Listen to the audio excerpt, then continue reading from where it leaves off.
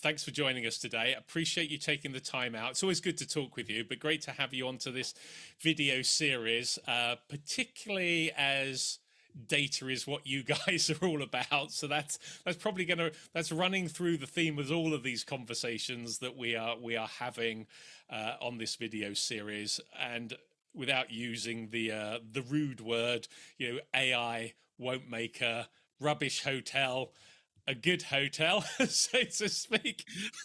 So we may lean into it, but we know that there are some core fundamentals that really need to be in place to leverage the world of AI that we now seem to be propelled into, and that's really what we want to explore. Obviously, from a hotel perspective, hotel group perspective, the value of data and where AI sits within that. But before we dive into the questions, again, let me welcome you to the conversation. How are things with you? How is 2026 going for you and Aggregate Intelligence? Hey Trevor, thanks for having me. Always a pleasure. As always, I always enjoy the conversations. I think if there was no time limits, we could go on and on throughout We are through the guilty of day. that, I'm sure. True, true. Yeah, 2026 is past. I think you should be asking me how's June going, and not the year. How's this week going? Exactly, because things are going so fast in terms of data, technology, buzzwords, and the AI that it's crazy. It's crazy on the geopolitical side of AI and LLM agents, European Union creating their own agent to be independent from the American ones, the Russian, Chinese having their own ones, and governments restricting the use of LLMs because of threats of wars.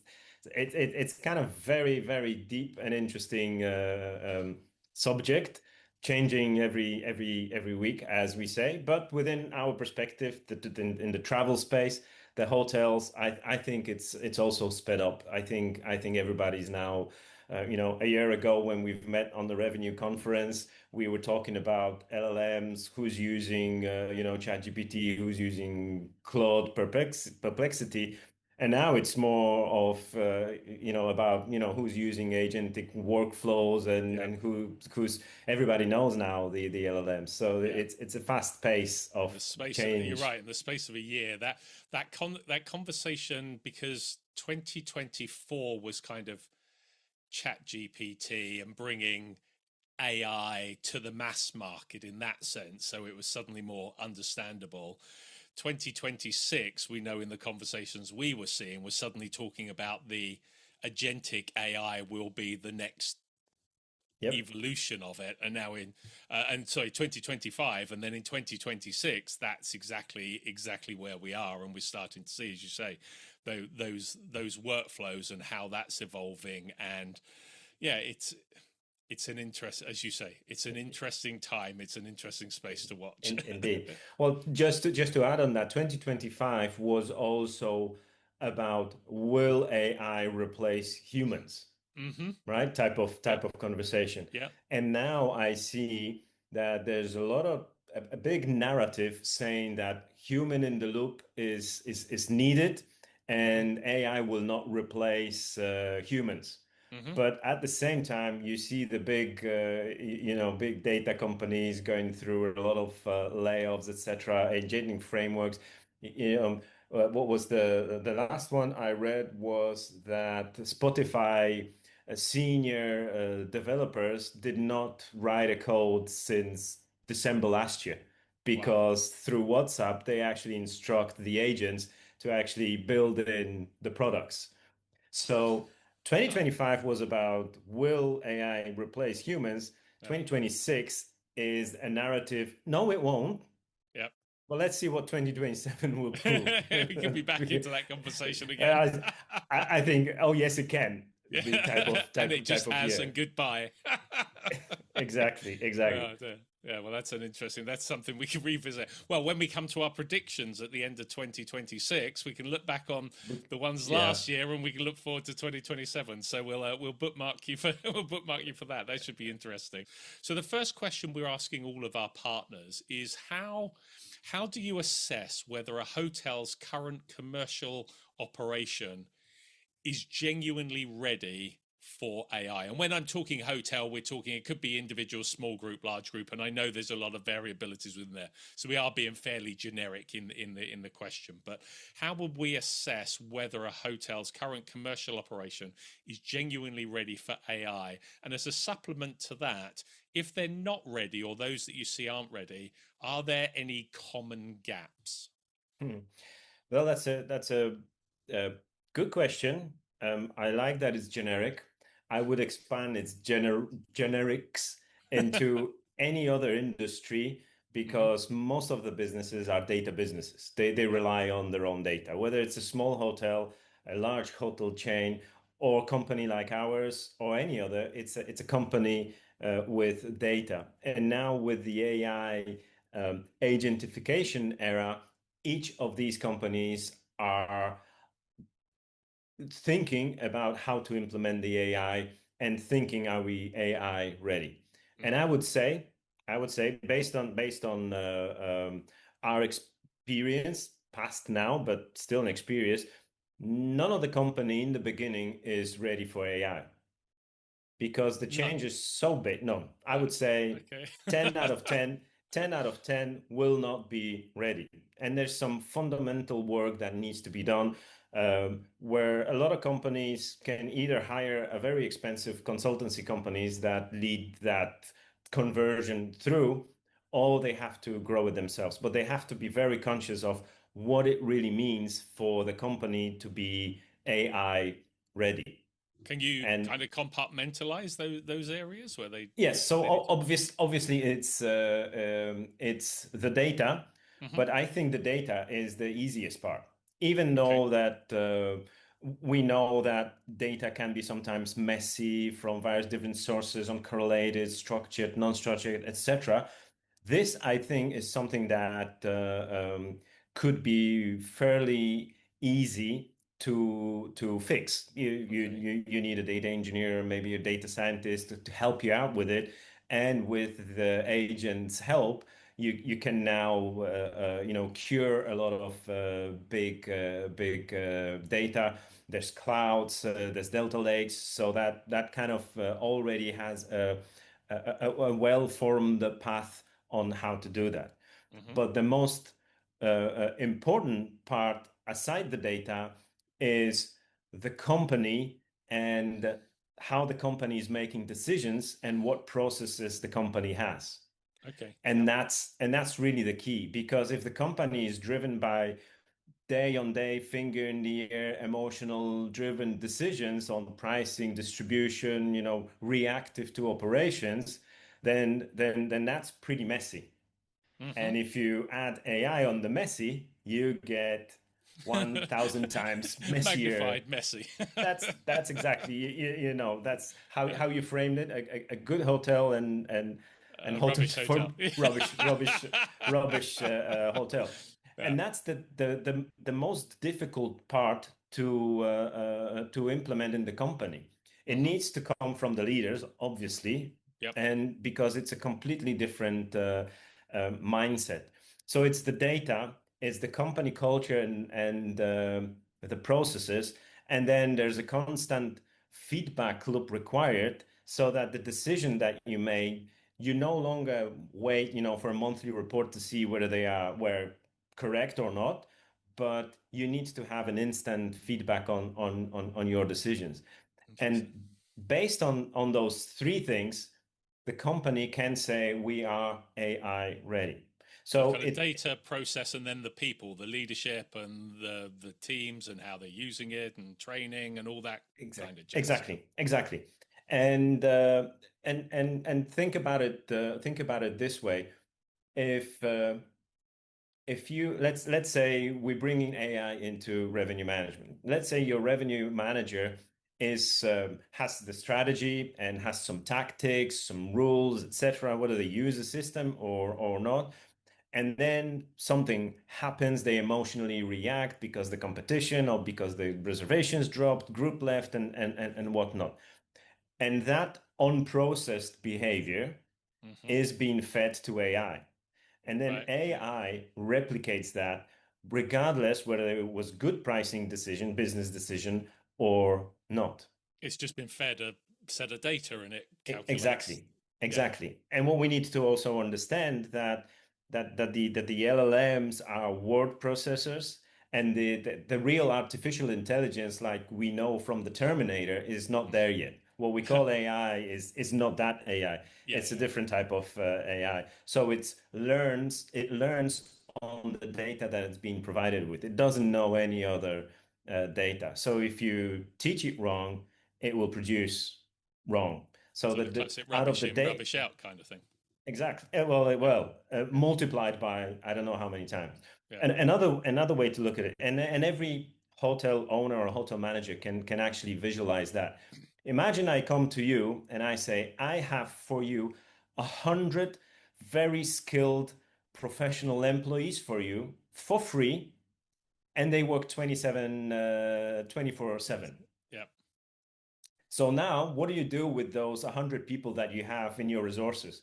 You Hmm. give a couple to your revenue management, maybe a couple on front desk, few at the restaurant. But what these people will do, Yeah.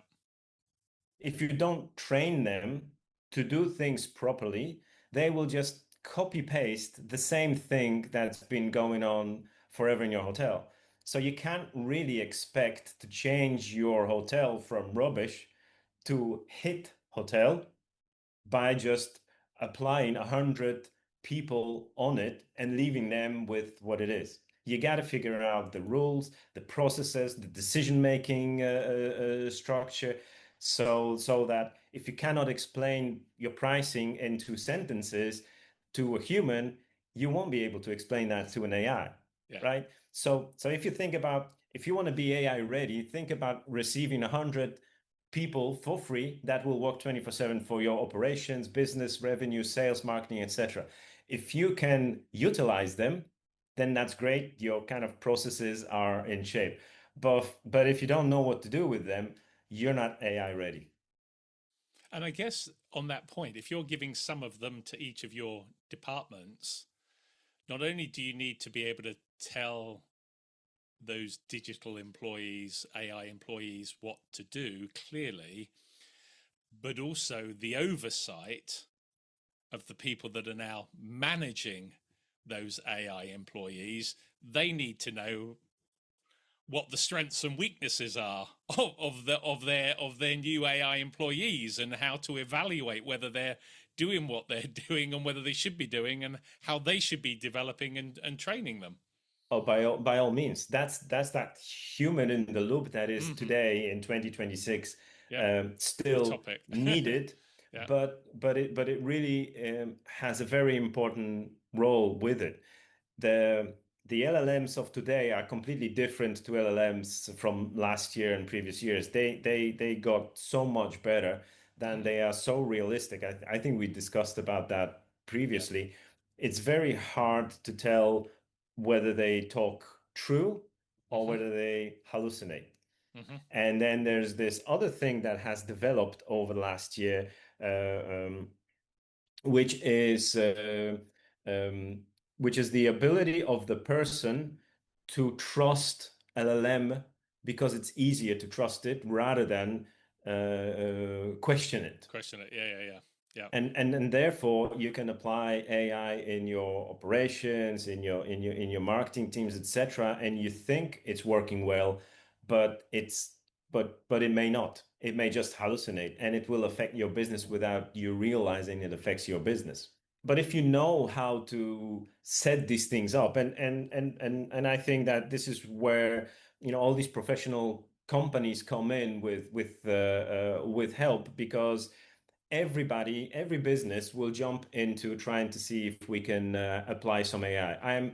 I bet most of the people who listen to this have already tried. They tried to automate their emails. They tried to create some automated tasks. Majority of the work is now based on LLM production, whether answering emails or creating chats with guests and answering phones and things like that. But the core of that is to understand how to set that up with appropriate rails so that it's not kind of going into the direction where you will find out in 1 year that it hasn't been a good one. Well, that leads us that leads us very nicely actually onto the second question, which is around processes.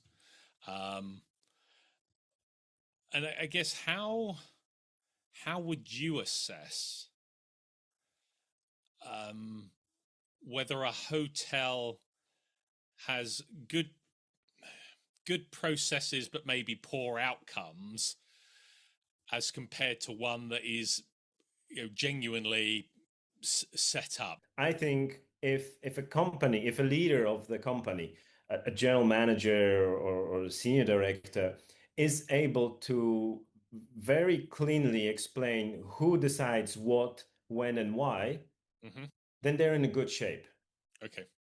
If they cannot, because of this, because of that, well, in this case it's this, in this case and that, then that's really the problem. And many businesses that are operating for the last years, tens of years, decades, may be running on like an autopilot of being reactive to whatever is happening. We've been doing that for years, and it kind of is instinctive to do business, to do pricing, to do marketing, or repetitive, to let's do it. It worked last year, let's do it this year, and let's do it next year, etc., etc., etc. But that doesn't mean there's a definition of that process, and that does not mean there's an explanation why we make these decisions. And this is like a key for implementing any AI, because AI needs to learn exactly that context of your own business. So there's open generic AI out there that will need to learn every specific business context in order to work better. If that context is messy, there's going to be a messy output as well. So that question, who decides what, when, and why, is the key. And if you can't say it cleanly in a few sentences, then there's a problem to fix. Understood. It was funny, having a similar conversation earlier today, and they also highlighted data, processes, and people. So that's interesting that there's a common theme. We were then having a discussion as to, is it the people and the processes that drives the data, or is the data the bedrock and then the processes are accessing the data? And so I'm kind of interested, because what I want to do is kind of start to join the processes with the data, and which one is the chicken, which one is the egg, if it can be boiled down into that kind of phrase. Well, what's your take? Oh, my take is chicken or the egg problem, really. Okay. Because obviously it's the people who create processes, and processes create data, and data feedbacks people who then create processes. So it's like a circle. It's kind of like it either goes clockwise or anti-clockwise, depending probably on the business structure. But you have to look at it all together. You cannot separate them and say, well, we're a good company, we're a good hotel, just with the bad data. Because that's not true. If bad data is created by must be created by bad processes, and bad processes must be created by bad people. So it's not that your data is the problem. And we cannot say that in our business, everything's great, but people are the problem. Yeah. Well, people created whatever is not good. So, and then you cannot say that if we had data, we had better people, because people create this data. So it's kind of like a circle loop that goes either way, one affecting another. And in order to fix or in order to prepare for AI, you have to look at all the three components. It's interesting because I've kind of used an analogy like a milking stool, which has three legs, and if one of those isn't right, you're going to be either wonky or falling off because they all kind of Yeah, support each other, don't yeah, they, in some exactly. ways? Exactly. So it's a stool problem. We can name it. We could I don't know how it just, sounds, but yeah. I just I just heard it. Exactly. So on that basis, and because I guess I mean, aggregate intelligence is about data. That's what your business is about. So, in a way, yes, those three things are interlaced and interwoven very closely together. Mm-hmm. And the people and processes can create bad data, but ultimately it's that bad data that is then interpreted and fed back. So if you have clean data, let's say you were starting out from scratch, Mm-hmm. and you were just dumping in a set of data, then the cleaner the data, the better, hopefully, the Mm-hmm. outcomes could be if the processes and the people And are the right. people were right. We're Well, using it correctly. So I guess what I'm driving at for my third question is, if hotels' historical data is compromised, are we how big a challenge? How do you have a conversation with someone that says, yes, you want to invest in this solution, you want to go down the route of AI, that's all well and good, but just looking at your data, it's a mess. How do you move that business through that process of data, process, people, and have that conversation that says, forget the AI investment, you're just not even ready for it? I I think how to phrase that, because I think it's not really a big problem to have bad data from the past, Okay. uh, because there's a lot of data that you can get from today and a lot of learning you can get from this data from today that can actually fill the gaps that you have from the past. Okay. Obviously, the problem is when you don't know what is right, what is wrong. Mm-hmm. And but still using some analytics, you can probably see the data on the more aggregated and general level and work on that. So this So would come back to what you said at the beginning. You may need to get like a data scientist or a data analyst or someone possibly in to help on that yes, basis. exactly. And then just you need to be conscious of what is the condition of your data.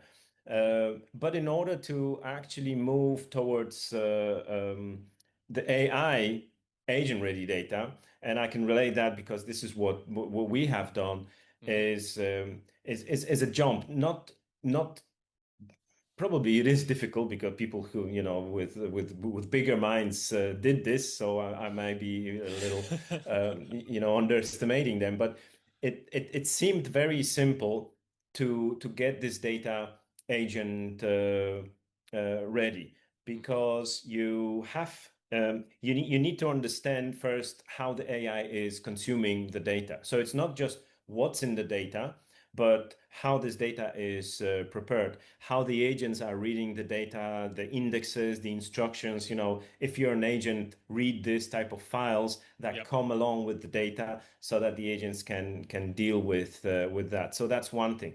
If they can do that, if this data is ready, AI ready, then it's a lot easier to understand what's in the data itself. Because at the moment, you need to have, like we said, you need a data scientist and an analyst to go through the SQL files or very large data sets, etc.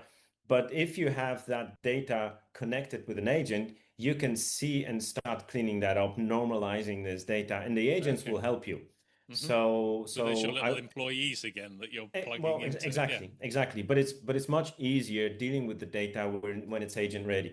The Okay. trickier part is to make that data agent ready, and to know how to prepare the data sets, the structures, the tagging, the attributes, data definitions, everything that the agent will need. Because if you don't do that, if you just plug in the data, the risk, depending on what agents you're using, the risk is if it's an LLM open agent, first of all, it will take the data out open, and it will hallucinate so well that you won't even realize it's giving you bad answers. If it's a restricted agent, it will give you a lot of insights, and it will even allow you to fix it. Um, for example, we have ancillary data. It's an airline space, but Yeah. ancillary data is very unstructured data. Every airline calls this seat up front in the aircraft Yeah. differently. Yeah. Long leg, Yeah. front Premium, seat, whatever. Yeah. free escape type of, Yeah. fast escape Oh, type okay. of Yeah. Yeah. type Yeah. of thing. Yeah. Normalizing that is very difficult. So Yeah. if you're a classic data person, you would have to create dictionaries and then put the exact words in order to map them across the airlines. And if some new word comes in and it's not in the dictionary, it fails. It's It not been does not mapped. compute. Exactly. And now with the AI can do it for you. It will read anything new, it will categorize it, it will give the weight of accuracy and things like that, and it'll do it for you in no time. So it's a lot easier. So to answer your question, if there's bad historical data, I wouldn't worry about that as long as Okay. we are aware that it's bad. I would think about how to make this data agent ready and ensure we connect the right agent into that data so that we can start cleaning up this data. And the agent can also help you extrapolate, everything that was bad. So, And I guess that leans into your previous point around processes, because if you have bad data, it could be a tech stack, mhm. but I'm going to say more likely, nothing to support that statement, but maybe more likely it's the processes that you have got your people trained to go through and the process you operate within your business that is creating that bad data. So in a way, yes, you can clean up the data, but you've then got to make sure that you change the way you operate so you don't now have bad data being layered on top of that clean data that you've just gone through. Would that be fair?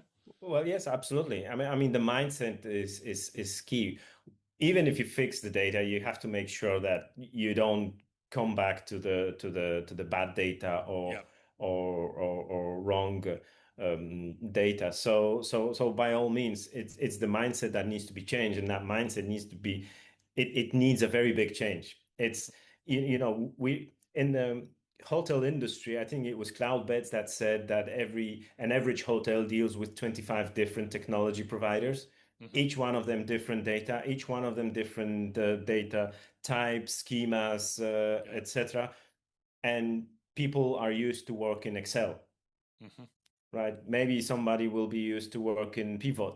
Yep. Some maybe will be advanced enough to go to SQL type of data analysis. So the hotel industry comes from a very messy data legacy.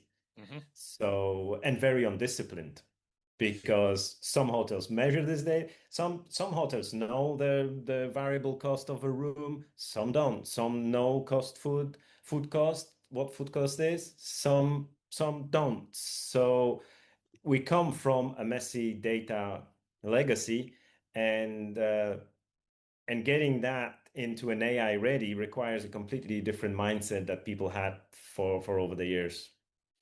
I was going to. My final question, you kind of answered at the beginning, because it was, if someone came to you today and asked for an honest readiness assessment, um, how many hotels do you think would genuinely pass? And although you say, you Right. don't think it is none of them, but you're obviously think it would be a small percentage. Um, if you want to elaborate on that point, and we'll come back to it. But I just want to ask you a question, because because aggregate intelligence is that data, and you're dealing with massive data sets, and as you say, a large part of what you're doing is within airlines, which are very similar. They have different terminology. Do you think I do you think the era that we're in with AI and this agentic era as well, that will start to, do you think we'll get to a point where we'll just use agentic AIs to be translators, or do you think it will go the other way and it will start to create a common language where companies recognize it is easier if they start to use the same terminology, because then their ability to access and use and compare that data across different systems and bolt things together will be more effective. So we will start to get rid of these different descriptions for different bits of data across different companies in airlines and hotels. Will we start to see a common language appear, or will agentic AIs just become our go-to translator that just, as long as we map it all properly and it picks it up, we don't need to worry about commonality anymore? Yeah, I think it will be easier if we just rely on AI translations. I don't think we need to create a common language. The industries are different, and every industry is specific of its own. It's good that within the industry there are some standards, and That's what I'm obviously thinking. Yeah, airlines have high standards. Hotels do not require those high standards because of operating, flying, security, and things like that. So I think that the dictionary, that language specific to an industry, will stay because it can stay. It doesn't. But It doesn't. the variability within the industry. So as you were saying, different airlines call different things, call different seats different things. Will we just use the agentic AI to translate that and map them, or do you think we would see it the other way around, where airlines kind of are thinking, hold on, this is just ridiculous, we're using something to translate it, even if it is in seconds, whereas if we just had a standardization and we all called it row one or whatever it might be, that would simplify stuff in other broader that would. areas? Yes, I mean, obviously that standardization driven by airlines, for airlines, I think is the traditional way to go for. Like, the reason why IATA was created, in order to get the standardized, because everything is well maintained, well controlled, and secure, and that's why the aircrafts are flying, and then passengers are flying. Everybody's happy. The ancillary revenue offerings are different because they are new type of fairly new type of products. What's going to happen in the future, whether the industry will standardize that or it will continue with the rogue naming, etc. I don't know, but it's not an easy task to standardize anymore because of the new ways of distribution capabilities that airlines have now, going directly to OTAs and meta searches, and OTAs changing the namings according to their click-through rules type of approach. It's getting harder and harder. So I don't guess know whatever's whether it's happening in going to be. airlines would happen in the hotels. It's the same challenge that would be faced. Well, true, because if you look at ancillary in hotels, let's say hotels will bring that ancillary offering. So they kind of have, but it's standardized. Like it's bed and breakfast. That the breakfast is ancillary. You have to buy a bed in order to get the breakfast, and that's ancillary offering. Then you have packages, which is also ancillaries, but the packages are not standardized, right? Yep. You can have a package with sauna or without sauna, and still a spa package. But the variability of ancillary offerings is so big that to standardize that would either be a very difficult thing to do, or it will require a very simple thing to do: small, medium, large pack, and that's it. And whatever comes in that is in there. Interesting. So I'm just going to ask you the final question again, even though you had answered it. So if hotels came to you today, you did a readiness assessment, before getting into the technology conversation, I was like, right, are you ready to even venture down this route? I know the answer isn't none of them would pass, but what do you genuinely think most hotels, vast majority, are just not even ready to take on board the AI? Doesn't mean they can't be ready, but as they sit and stand here right now, you wake up, smell the coffee, you are not ready.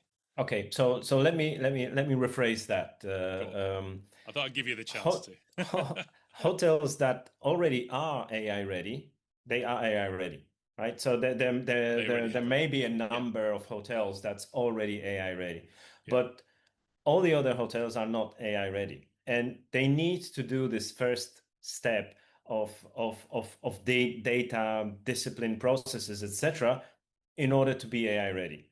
Hmm. And because this is needed only because of the AI, before the hotels didn't have to do that Yeah. and didn't. Maybe they had some processes, but not defined and explained in a precise way to instruct the machine to do it. Yeah. So if you're not AI, you have to take a step to get ready for AI. It's not that by miracle you will be AI ready, Yeah. because that's the legacy, right? We do have different types of data. We do want to get Excels, PDFs. We have siloed technologies, Hmm. etc. That legacy is not AI ready. It needs to be shaped up. It needs to Yep. be made AI ready. So that's why I said non the hotel. If the hotel Yeah. is asking, "Am I ready?" That means you're not. Yeah. Very good. Exactly. I think on that note, we'll let you go. As ever, always really interesting. Thank you so much for taking the Always a time. pleasure, Trevor. Thank Thank you you. so much. Take Thanks for care. your time. Bye bye.